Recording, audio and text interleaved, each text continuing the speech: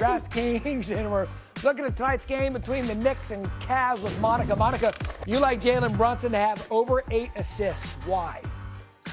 I do, Matt Barry. He had 6 last game, 14 the game prior. I think that the Cavs, if they're going to figure out a way to do this, they got to stop this guy, which means he will be in facilitator role. All right, you also love Bridges to have over 15 points. Why? My guy has been hooping 18 points, 19 points, 22 points. Those are the numbers that he's put up in the first 3 games of this series. The Cavs just are not moving with him. He's been fantastic off the move, cutting into his shots, and been a master of the mid-range. And for the final one, you like OG Anunoby to hit more than 2 3-pointers. The theme today is progressions, Matt Barry. He hit 1, he hit 2, he hit 3 in the last game. I think he's found his way. Don't forget, in that Atlanta series, he was shooting close to 50% from the three-point line, over 50% at one point. So I think he's found his way. 2 or more, I like it.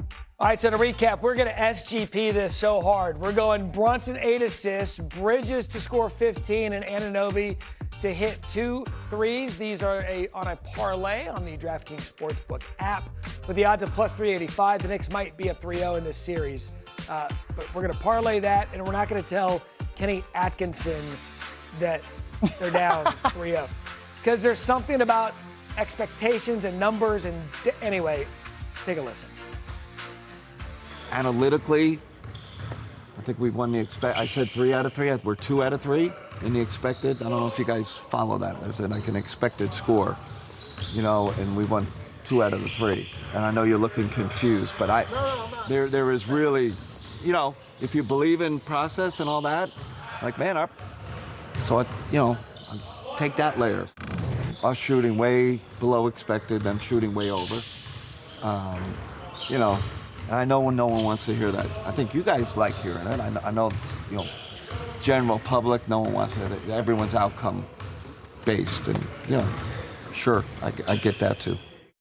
All right, Jay, didn't have you first pass around to react to that. What's your reaction to Kenny Atkinson? Leadership, to me, isn't about showing people how smart you are. It's about showing people that you understand the moment. And the further you go in leadership, the less your job becomes about proving that you're right, and the more your job becomes about understanding what your people need to hear. And what people need to hear in this moment aren't about analytics or data. It's not about excuses or tired legs. It's only about accountability. And the only thing people want to hear is we're not playing at a championship level effort. And that's all Kenny Atkinson needs to say, is as if he's digging himself a deeper and deeper hole when there's no need to. And it just feels like he doesn't understand the moment. It's reaching at this point.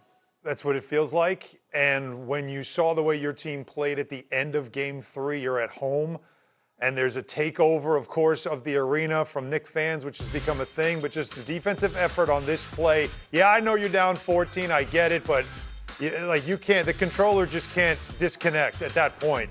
You've got to finish the game. You got to play hard. That's what this Knicks team has done in this series. They have finished the game and played hard. You have not. And so when Kenny Atkinson is seeing this from his players, I think he's reaching at this point, trying to keep them engaged, trying to don't let them let go of the rope, because the Knicks in closeout games in this postseason on the road have won by 30 or more points. They have made teams quit. And that's the dangerous thing for his team to watch tonight. And to J. Will's point, you don't want to point out that the numbers are actually in your favor in 2 or 3 games and you couldn't close it out, because then that points to maybe a deficiency on the coaching side of the ball, which hasn't gone well for the Cavaliers. That's the coaching side of it from their perspective. Monica, I love this one because we sat here and Tibbs was fired by the Knicks after taking them to the Eastern Conference Finals for the first time in 20 years, and we're thinking, wait a second, what are you going to do that's better than that? Well, here comes Mike Brown. Didn't look good for a lot of the season, especially in January, yet here he is on the brink of taking this team to the finals. How much credit should he get for this? He should get the credit that a head coach gets, but I think the thing about it is he came in with a group that just needed a little renovation, not a demolition, in terms of getting to this point. There are 2 ways, though, Matt Barry, that Mike Brown has been very different from the previous regime. One, he came in and said he would be collaborative. He has done that, and at various points through this postseason run, whether it's Darren Erman, Chris Gent, Rick Brunson, so on down the floor, he has given his coaching staff a ton of credit for helping to figure out how this team needs to play. And that includes his communication with his players as well, right? It has, in fact, been collaborative. And then he came in and we were all kind of like, okay, sure. But he's like, I'm going to play the 15th guy on the bench just to make sure they're ready. That was way back in November. He did that at various points. But now that you're deep into a postseason run, the depth of this team has been something that they've been able to flaunt because so many guys are comfortable when their number is called. And so in those two ways, everything that he was supposed to be in terms of changing what was previously known has come to fruition. And this team is a game away from a trip back to the finals. And that begins tonight. So, Jay, Will, what do you expect to see tonight? I think the Knicks are going to close them out. I mean, I think at this juncture, look, I said Knicks in 5. It could be Knicks in 4. The crazy thing about, to Monica's point as well, is that, think about this Cavs team is kind of what the Knicks team were last year. Al and I were talking about this the other day. I think as it relates to players in the top 5 and minutes played in the playoffs, you have 3 out of those 5 players are on the Cavs team, right? So when you think about, and then you think about, to Mike Brown's point, a guy like Jalen Brunson now is top 15, and no other Knicks player is top 15. So that depth is actually adding in their favor. So, look, I think this Cavs team, you hope to see their spirit tonight, and that's not going to show up in analytics because nobody cares. That's going to show up in effort. It's going to take a worldly effort for them to get one win in this series. Well, just one stat to look at. Fourth quarter and overtime three-point shooting. The Cavs are at 27%, 9 of 33. The Knicks, 50%. So that shows you tired legs. And legs that have been rested. And at the end of the day, there's so much great sports here in New York City, Monica. We got to leave it there. It is a basketball town. If the Knicks to get to the finals, look out. We will have Game 4 tonight. Knicks Cavs. Can they close it out and go back to the finals? Since the last time Steve Berline led the league in passing. NBA tip-off. Ernie, Kenny, Shaq, Charles, 7 Eastern. Get the fun started on DraftKings Sportsbook. All customers can get a profit boost every the series up at 2 games each. San Antonio at times has looked like the more impressive team, but DraftKings still has the Thunder as the favorites to win the series at -220. OKC regains home court advantage. Game 5 will be tomorrow in Oklahoma City. Our NBA crew is back. Monica, Jay, Will, and Alan. Quickly on the odds. Are you surprised Vegas still has OKC such prohibitive favorites? Well, they have 2 home games left. In the series, if you think about it. So that's why it's in their favor. But, this is a razor-thin difference in this series between these two teams. And the Spurs are showing you that they are not afraid of the defending champs. We'll get to that in a minute, but I want to talk, Jay, about the formula. Did the Spurs maybe find something last night that not only gives them a blueprint, but the realistic possibility of going into Oklahoma City and taking that Game 5? Yes. Because of their young legs and health. And I would say for me, those are probably 2 of the biggest attributes that a team like the Spurs can have. I mean, when you start thinking about depth in older teams, the amount of energy it takes to sustain that level of effort on a defensive end while having a high clip of shot making, there aren't a lot of teams in the NBA that can do this. That's why in hour 1, Monica said this is probably the worst matchup for OKC. The Spurs have that youth, they have that health, and they have that depth. And Monica, we're seeing that coming to fruition. We've talked about this all season long.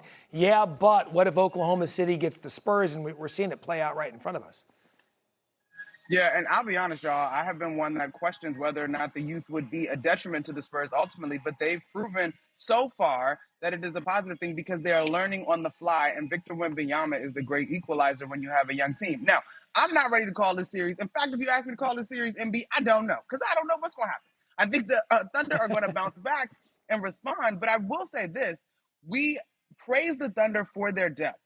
Jalen Williams and A.J. Mitchell, both of them being down, and I'm not sure what's going to happen with A.J. Mitchell in particular, that's a big deal when you look at the opportunity to respond. But I love the way that these Spurs are learning in real time. And yes, Victor Wembanyama is a centerpiece, but you have to give those guards their credit when they're not turning the basketball over and when they're defending at a high level. I'm watching the minutes for Victor Wembanyama now for the rest of the series because, we showed it earlier in the show. When he's not, his on-court, off-court minutes, the plus minuses and stuff. And to me, this is a stark number. And the Salesian Sisters of St. John Bosco can bless Luke Cornett all they want before the game. He was still in a game his team won in a blowout, -9 in 13 minutes. Cornett, is doing the best he can, obviously, but you can tell when Wemby comes off the court, the Thunder have to dominate those minutes. And if you're Mitch Johnson in certain games, especially on the road now when they go to the road, how much can you take him off? How many chances can you give him a rest, especially late in the game? And I wonder how much wear and tear that does have on him as this series goes deep. Yeah, because he's a young player, Jay Will, and it begs the question, can a young player who's effectively put this team on his shoulders, still a little bit skinny shoulders, carry this the rest of the way against the defending champs? Yeah, skinny shoulders, Matt, that nobody reaching. You can't reach up to those skinny shoulders.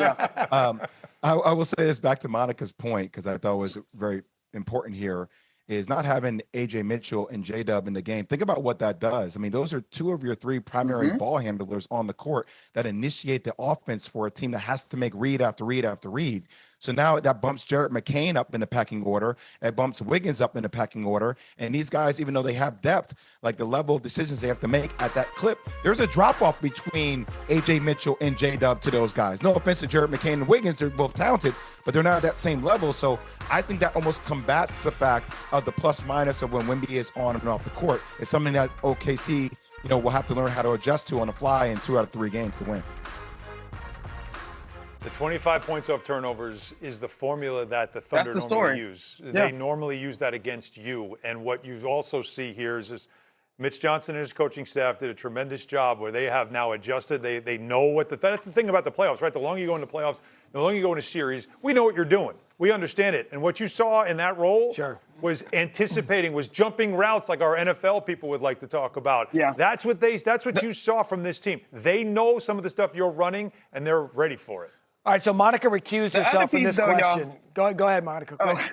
But real quick, the other piece, though, thanks, Barry, for honoring my recusing. But the other piece, though, when you look at bench points, I was just looking at the 2 wins for the Spurs, the 2 wins for the Thunder, 57-25 and 76-23. Can you get to those numbers without those 2 guys being available? All right, it's best of 3 series now. Jay Will, who wins it? I'm still going to go with OKC. I just think that something about experience in this matter, will count for me down the stretch with OKC. And as much as they can hinder SGA, and he only got 7 free throw attempts last night, he's so good at getting to his spots on the court. I don't know if you can stop that 2 out of 3 games. Right, I'm going to stick with the Spurs. Monica doesn't want to do it. I'm sticking with the Spurs. I think there's blood in the water. Wemby knows it. And Game 5, you're going to see it. All right, so Monica, you're the only one who look back at this. We can say you're right. No, Jay, that's what I'm saying, Jay. Okay, wait, real quick though, Jay, tell me if I'm crazy, because I kind of feel like the every other game thing is something that the coaching staffs are just living with at this point, right? And when we get to somebody, obviously, to Matt's point earlier, somebody's got to break serve. But do you almost expect a loss for OKC in terms of for the Thunder in terms of for the Spurs in terms of the energy that they just put out in Game 4? We'll find out. We're going to find out tomorrow night. It's fun. Tied at 2. Best of 3 is going to decide this one. Great stuff all morning from you. Thank you. Let's go back.